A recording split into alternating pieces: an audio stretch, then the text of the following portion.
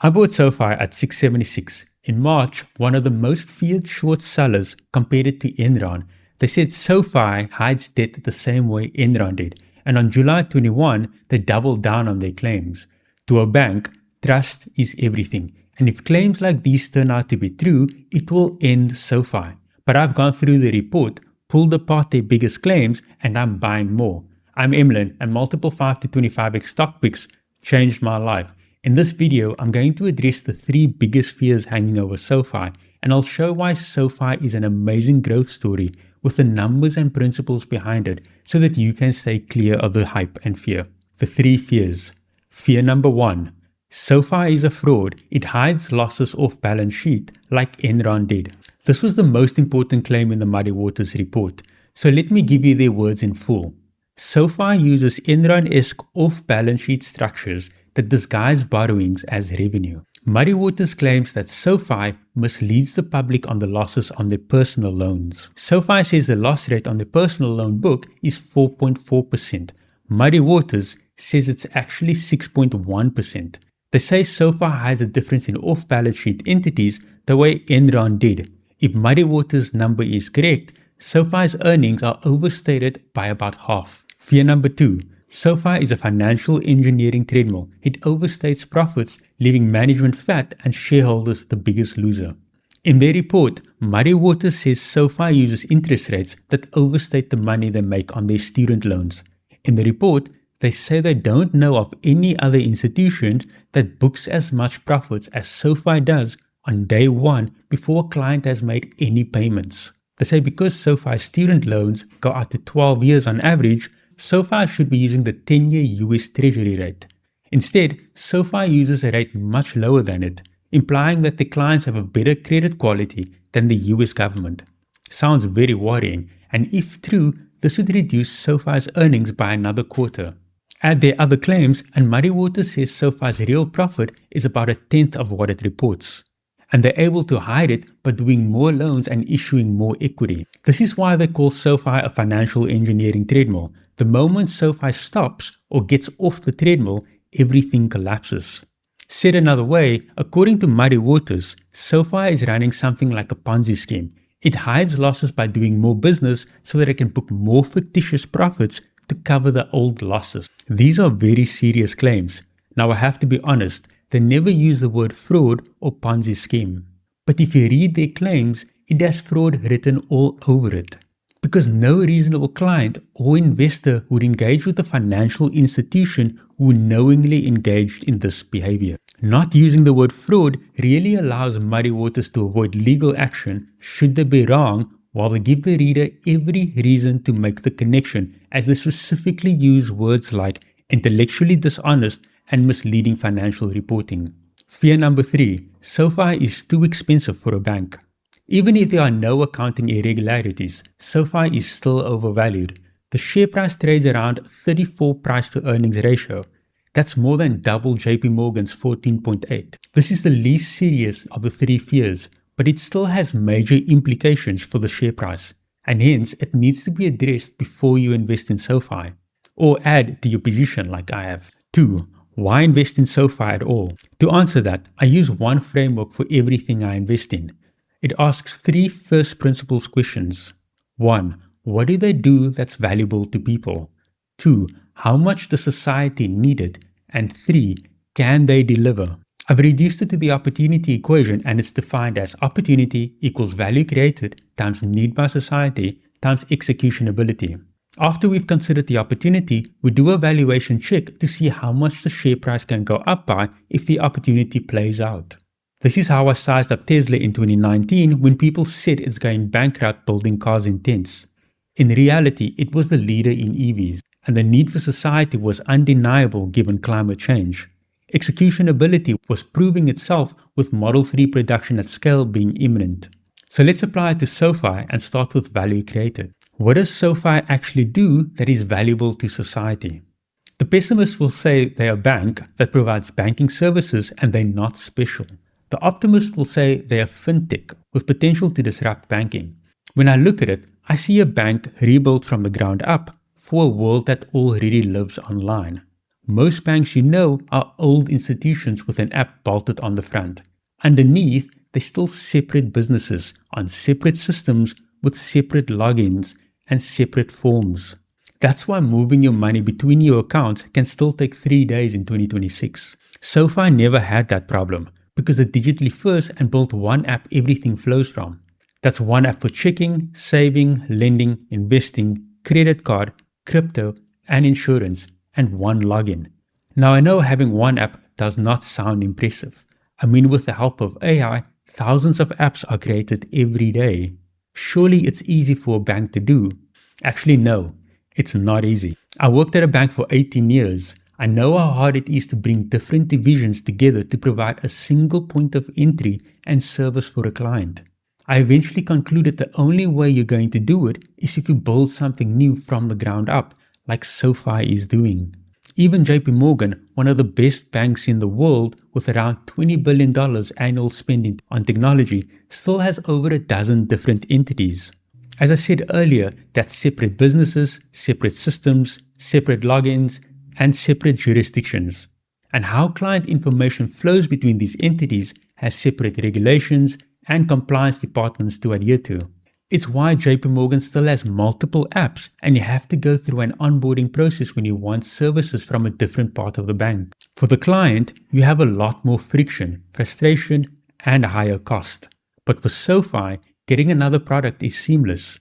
And SoFi can offer products at lower cost because they have lower overheads. It shows in the numbers. It's estimated it costs SoFi around $40 to $60 to get a new client, whereas estimates for JP Morgan run into the $300 to $600 range. SoFi is looking to extend this technology leverage through building Galileo. They call it the Amazon Web Services of FinTech. Since SoFi is one of the few FinTechs with a national bank charter in the US, they can use it to provide infrastructure services to other FinTech companies. So while SoFi has around 15.8 million members, the Galileo infrastructure supports around 135 million accounts. SoFi also recently launched their own stablecoin and offer blockchain-based remittances via the Lightning Network. Anyone who has traveled the world knows that you can pay away 3 to 10% of your money through exchange rate and credit card fees. These are potentially massive margins that blockchain-based remittances can do for a fraction of the cost. In short, SoFi provides low-cost, less friction services across the whole suite of banking services that is more transparent because they're digitally native with one app for everything. Before we move on, none of the fears I mentioned earlier are about whether SoFi creates unique and valuable products for society. And this is one of the foundational reasons why companies exist and you should invest in them. More on this later. Need by society. Do we need this and how much? Many people, including myself, feel like the services we get from banks have hit a plateau for maybe 20 years. And it's not because technology can't move fast. Just look at your phone or how you watch films. And we've had blockchain technology for over a decade. It has built-in high trust, which makes it perfect for revolutionizing banking. Instead, the 2008 global financial crisis and the scandals that came after damaged trust.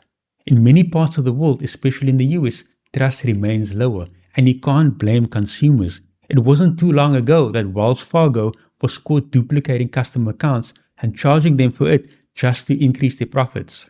Meanwhile, increased regulations on banks have made it harder to innovate and have pushed costs up.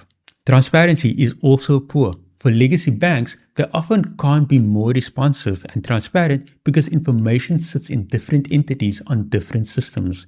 Increasing financial crime compounds all of this as banks increase security, slowing the system down further. The result is a frustrated customer. People want financial services that are fast, low cost, high trust, transparent, has one app for everything, and is easy to sign up to new products. It's this need that SoFi is fulfilling. And customers love them. Much of SoFi's name spreads via word of mouth. And they were ranked number 1 in the US for investor satisfaction by J.D. Power. That's ahead of Citi and Fidelity for the second year in a row. Again, the 3 fears I mentioned at the start do not mention whether people need SoFi's products, when it should be one of the foundational reasons you invest in a company. Executionability. Even though you have excellent products people need, the company can still fail if the team can't deliver. And here, let's start with the track record on growth. Sofi IPO'd in 2021. Since then, revenue went from $621 million in 2020 to $3.6 billion in 2025. That's compound annual growth of about 40%. The second quarter results for 2026 came out last week. In it, they reported revenue of $1.2 billion for the quarter. That's up 40% on last year and exceeded expectations. They also raised guidance for 2026 revenue to $4.75 to $4.85 billion. Member growth was up 35% to a record 15.8 million. Just to add, Sofi calls their clients members. Sofi reported EBITDA margins of 30%. That puts their Rule of 40 score at 70. The Rule of 40 has become a benchmark for valuing high-growth companies. It indicates how healthy they are and how much promise they have for the future. For context, JP Morgan's Rule of 40 score is 25. At 70, Sofi has the highest Rule of 40 score for any US bank. By nearly every measure, these were great results and shows Sofi continuing on a growth path that has them growing multiples in size over the coming years. But these numbers are also what Muddy Waters attacked. So it's where the first two fears lie, because it accuses leadership of being dishonest and misleading others. I cannot overstate the seriousness of calling leaders of a financial institution dishonest and misleading others. And when an accusation like this comes along, it triggers a reassessment of my thesis. It's why I had to go through the report myself. Sofi is my second largest holding after all. Fear 1. Sofi is a fraud. It hides losses off balance sheet like Enron did. In the last set of results, Sofi reported a loss rate on their personal loans of 3.7%. That's a 0.7% improvement on what they said it was after the Muddy Waters report came out. Muddy Waters says this number is 6.1%. If it is 6.1%, Sofi's earnings would be less than half of what it reports. They say Sofi hides the difference as losses in off-balance sheet items. They do it when they repackage the loans and sell it off to other parties. But Muddy Waters claims Sofi is not reporting their losses on these loans they've sold and is no longer on Sofi's balance sheet. Now, banks repackage loans and sell it off to other parties all the time. It is part of a bank's function to price risk, repackage it, and sell it to other parties who may be interested. The terms vary and can get complex, but I don't think you need to go through it, because their personal loans have an average duration of just 1.8 years. Said another way, if Sofi is misleading us, the lie can only be kept up for 1.8 years. Because by then, the cash has flowed. If it's not there, it's a loss. If it is there, it's part of the revenue and profits. And it's much harder to lie about how much actual cash you have. On the comparison to Enron, Enron didn't have a bank regulator and managed to co-opt its auditor. When Enron went down, it took its auditor, Arthur Andersen, down with it. Sofi is supervised and regulated by the Federal Reserve and the Comptroller of the Currency. It's audited by Deloitte, and rating agencies S&P, Fitch, and Morningstar DBRS have given them ratings. All of these entities will suffer reputational damage and get sued, with many senior people fired if it turns out Sofi hides losses off balance sheet.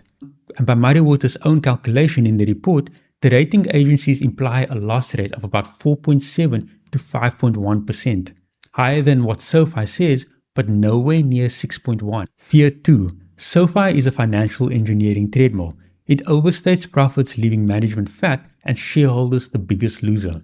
Here, Muddy Waters' claims relate to the interest rates Sofi uses to value their loan books with. They say they don't know of any other institution that books as much profits as Sofi does on day one before a client has made any payments. They say Sofi is able to do it because they use a rate that implies their clients have a better credit quality than the US government. They hide the losses when they do more business and book more profits to cover losses from existing loans. For Sofi student loans, Sofi uses the rate of 4.29%. Muddy Waters says this rate should be the 10-year US Treasury yield on Sofi student loans. That's because Sofi student loans mature in 11.4 years on average. So what is this 4.29% Sofi uses, and why do they use it? This is their 4-year discount rate. This is the rate at which they take a future cash flow in 4 years and calculate the present value of it. They use the 4-year rate and not the 10-year or 12-year rate. That's because while the student loans matures in 11.4 years on average, clients pay the loans back monthly. Many times they pay it back early. So because the loans get paid back through time, you actually have to apply a discount rate for every monthly payment until the end. When you calculate the average of these rates, it's obviously not going to be the rate at the end. It's going to be somewhere in the middle. For Sofi, that average is 4 years for the student loan book and 2 years for their personal loan book. The other part of Muddy Waters' claim is that it's below the risk-free rate or the safe lending rate. This benchmark rate is the 4-year SOFR rate and it sits at 3.9%. And what is this rate? This is the benchmark rate that banks borrow at for 1 day implied out to 4 years. It's like saying, what would the rate be if I had to lend you money for 1 day every day for 4 years? However, every day you have to give me the money back and then I decide to lend it to you again or not. This is the safest lending rate for 2 reasons. The loan is backed by US government bonds as collateral, and because it's only for 1 day, I can walk away tomorrow if I don't think you could pay me back. This has become the new benchmark rate banks use.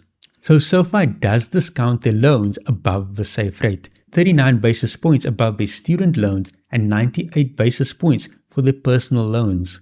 They then calculate the other costs, including credit and default charges separately. I ran a fixed income options book for many years. This is standard and foundational modeling. Let me know if I did not explain this well and I can pick it up in another video. That Muddy Waters calls this dishonest or misleading is probably an oversight on their side. If I could take a bigger picture perspective on this, to me it makes sense the numbers can look this good. Sofi's clients have a high credit score with an average income of $161,000. They use that high income to pay loans back early. 3. The valuation check. And the answer to fear 3. Being right about a company doesn't help if success is already in the price. Now Sofi is valued at 34 times its earnings. For a bank, that is expensive. But most banks grow at 3 to 5% per year. Sofi grew at 40. When you value a high growth company, looking at the PE ratio is the wrong number. In the same way it would have been wrong to look at the PE ratios of bookstores and then apply it to Amazon in 2002. It's better to look at how much Sofi's share price can go up by if the opportunity plays out as we've assessed. So far, I haven't put in any numbers into the opportunity equation. What I have done is argue that each variable is large enough or sufficiently large to lead to a 10x opportunity. I argue that the value Sofi creates is large compared to what competitors provide. Society's need for it is large when you look at how most people bank in the world, and execution ability is sufficiently strong enough to grow into that much bigger need. The Muddy Waters report was an attack on their execution ability, but we've pulled apart the biggest claims ourselves, like good investors should. This makes me comfortable calling Sofi a 10x opportunity when they're currently valued around $20 billion. A successful financial institution that meets a much greater need will be worth hundreds of billions of dollars. For context, JP Morgan is valued around $932 billion, and there are over a dozen financial institutions in the world worth more than $200 billion. Anthony Noto, Sofi's CEO, has said they want to be a $1 trillion institution. Sofi has all the ingredients to grow into one of these top-tier financial institutions by valuation when its products are already there. 4. My plan. I first bought Sofi in 2022 at an average of $6.76. This year, as the stock fell, I've been adding. On the last set of results, it fell 9%. I used the dip to buy at $15.13. You'll see plenty of people explain exactly why it fell 9%. I've read most of them, and I don't think anybody really knows. Prices move for 100 different reasons on any given day, like sentiment, funds rebalancing, or somebody simply needed the cash. But it helps to be ready when the manic market swings wildly. My new average is $10.64. I have room to add if the stock falls further, but I'm also happy with my current position as it's my second largest holding. The stock has been falling most of this year. I don't know if it will fall further, and if it does, by how much it will fall. But no one buys the lows. Those who do just got lucky. What I know is that from current levels, it's a real 10x opportunity over 5 years. 5. What did make me wrong? There are two very different versions of Muddy Waters being right. The first is that Sofi was too aggressive in a judgment call. Accounting has grey areas and reasonable people argue about them. If a regulator eventually says SoFi should have set aside a few hundred million more, SoFi already holds nearly double the capital it's required to hold. That's what the buffer is for. A few hundred million doesn't move it. I can live with that. The second version of Muddy Waters being right is that SoFi hid losses deliberately. That's not a number problem, it's a people problem. And if that's ever shown, I'll probably get out, regardless of the amount. Because to a bank, trust really is everything. You break that, and you break the bank. Apart from that, I think if there was a chance SoFi could go to zero, Muddy Waters would have found it. Since we've pulled apart their biggest claims, I think the next worst case scenario is that SoFi starts growing more like an ordinary bank. That means growth slows and costs start eating into margins. If that happens, I think SoFi's share price could fall by maybe a third from here. The next threat to SoFi's growth is higher interest rates. Higher rates tend to hurt growth companies more because they affect their cost of capital and they need it to invest and grow. This is how I've weighed the risk reward on SoFi, potentially losing a third of my money or 10x over 5 years. And all SoFi has to do to achieve that is keep growing like this, and for the market to eventually value it like the business it is rather than the bank it's not. That's why I've invested. If any of these scenarios play out, you'll hear about it on this channel, including if I was wrong about Muddy Waters' claims. Final thoughts. In this video, I did a deep dive into why I think SoFi is an amazing investment opportunity. I also went into the claims of one of the most feared short sellers who calls SoFi one of their most compelling short ideas. Their words, not mine. When something like this happens, a good investor doesn't wave it away. They dig into it to verify whether the claims or the investing thesis holds. The silver lining to this is that we've now seen the biggest test SoFi is likely to face for many years. This approach is more work than buying because a stock is hot or selling because everyone hates it, but you actually sleep easier. I don't worry about my investments going to zero. Not because I don't think that AI or conflict or something no one could have seen coming will disrupt our world, but because I've done the work. And what I've invested in, I think are some of the most robust companies to weather this period of uncertainty. The metaphor I keep going back to is, no one knows what the weather is going to be on any particular day on the White Mountains of California next year. But we know the climate. It's pretty harsh, and you probably wouldn't want to be there long. But you put a bristlecone pine tree there, and it thrives for thousands of years, while everything around it dies.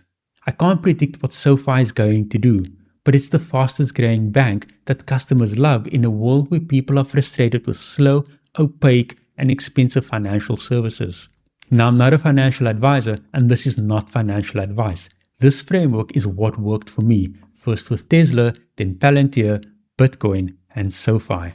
That's it for this video. If you liked it, please like and subscribe for more. If this way of thinking is useful to you, I'll be launching a newsletter in the coming months. In it, I'll be writing a short note each week on what I'm seeing, including how this position develops. I'll leave a link below to sign up. Here's the video that goes through my framework in detail. It goes through how to find 10x stocks, when to buy, how much to buy, and when to sell. Thanks for watching to the end. Till next time.